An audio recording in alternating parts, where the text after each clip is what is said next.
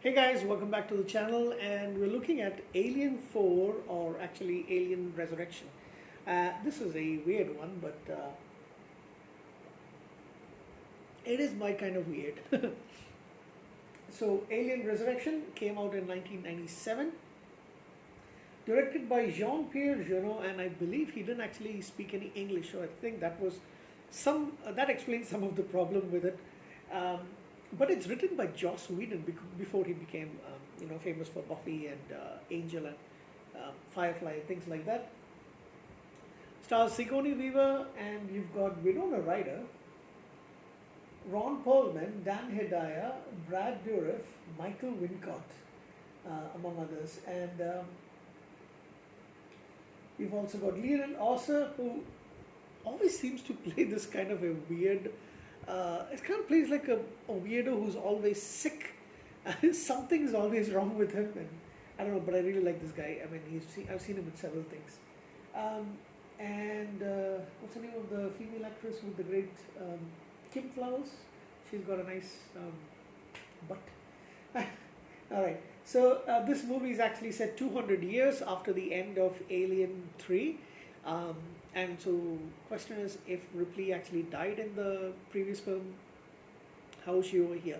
So they did manage to get her blood samples from the medical lab in, well, can't really call it a lab, in the medical facilities of the prison in Fiorina, and with that they managed to clone her. So she is now, and because the alien was inside her, when they managed to clone the alien queen as well.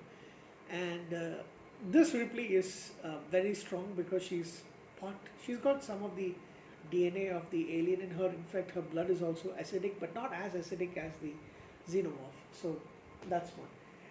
The medical facility is headed by Brad Dourif's character, who I think is the main, um, what do you call it, main scientist.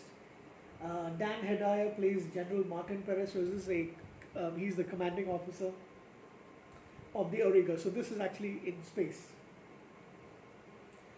Um, J.E. Freeman plays Dr. Mason Wren. He's one of the several scientists on the Auriga, who, along with Brad Dourif's character, Jonathan Genneman, Dr. Jonathan Genneman, is on this. Sorry, you've also got Raymond Cruz in this movie. I forgot him because he does have a good role in this film. So, while we get to see Ripley's clone, Ripley 8, I believe she's called, and adjusting to life after being cloned over there, she is a very difficult patient.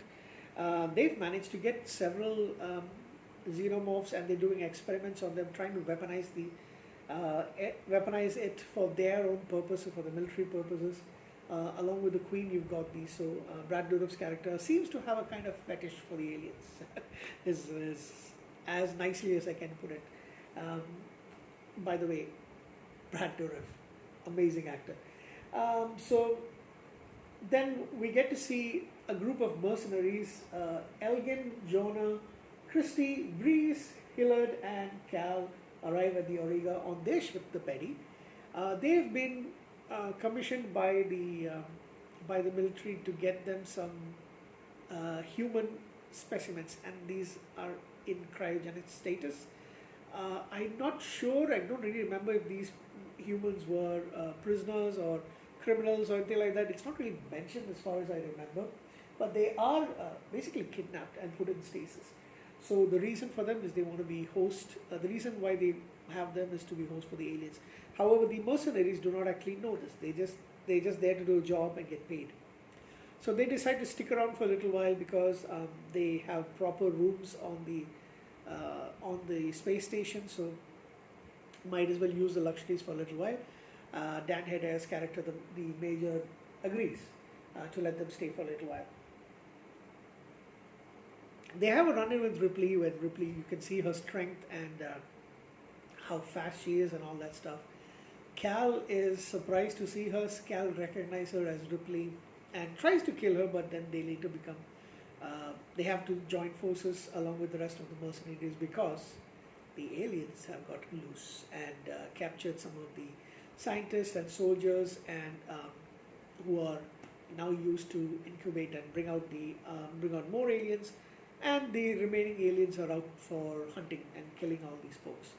Um, One by one, all the mercenaries and there's one soldier played by, like I mentioned, well, I've forgotten to add his name. Raymond Cruz plays Vincent Di Stefano, who's a soldier, and there are a lot of them do manage to escape, but most of them are killed. They try to make their way out to the Betty so that they can actually escape, because the Auriga is now, in situations like this, it is now headed to Earth, and if the aliens make their way to Earth, they are a little worried about what's going to happen. But I do wonder why, and I'll mention it towards the end. So one by one, you get killed. There are a lot of really good scenes in this, a lot of posturing, a lot of violent reactions and all that. Cal is an android, by the way, we get to find out. And towards the end, we look, the weird part about this movie, um, so the queen, as Ripley later finds out, has given birth to it has changed, it has evolved, and it now has a womb because of the fact that it's got Ripley's DNA. It came out of Ripley, and because of the cloning process, it gives birth to the ugliest. I mean, the aliens weren't, the xenomorphs aren't pretty in any stretch of the imagination, but this creature is the ugliest looking fucker I've ever seen in my life. The human baby alien mix, whatever you want to call it, and he thinks Ripley is his mama. So you see Brad Dourif also there. So he kills off the queen and tries to cuddle with. Oh, that was weird. That is weird. I mean, who comes up with this stuff other than Joss Whedon?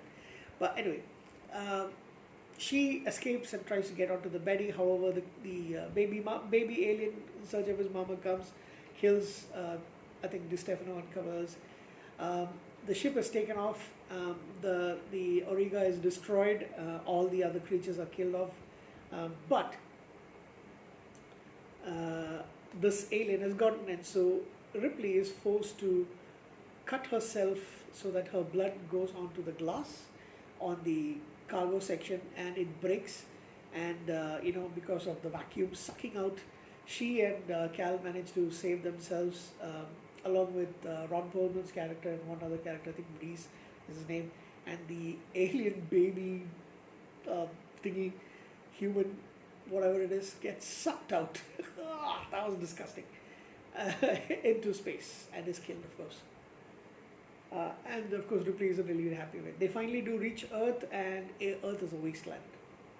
It is a huge wasteland, and the Auriga collides and is damaged. They look on Earth. Cal asks her what she wants to do. So I think it's only the extended version or the director's cut is when you actually see Earth, because in the first version that I saw this movie, you don't actually get to see it, and it's a wasteland. I don't know what they're going to do over there. Anyway, I suppose they do make their way back to some other planet, but we didn't get a sequel to this movie, so we don't get to see what happens after the events of this particular film. And of course, because there are no aliens that made its way there, no xenomorphs, I suppose there isn't any point for them continuing this in this line of things. So that ends the Alien franchise, with one exception, with a couple of exceptions. So this came out in 1997. 2012's Prometheus is later on, but of course it is a prequel series, and then you have the sequel to Prometheus, which I've already done. These two movies, that is Alien Covenant. I've done the reviews for them already. But then we are going to look at Alien vs Predator coming up next.